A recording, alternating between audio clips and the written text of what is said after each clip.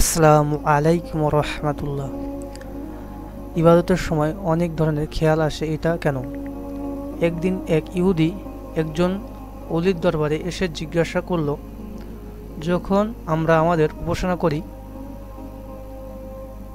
তখন আমাদের খেয়াল অন্যদিকে যায় না, এমনকি মনে কোনো প্রকার ওয়াসওয়াসার সৃষ্টিও হয় না,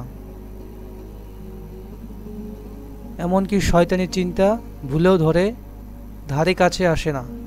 কিন্তু আমি অনেকের কাছে শুনেছি, আপনারা যখন নামাজ আদায় করেন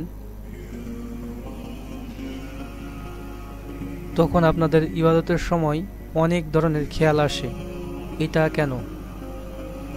ইহুদির এই প্রশ্নের উত্তরে ওই আল্লাহর ওলি তাকে জবাব দিলেন, মনে করুন দুটি ঘর, একটি ঘর হলো খালি আর অপরটা হীরা দ্বারা পরিপূর্ণ।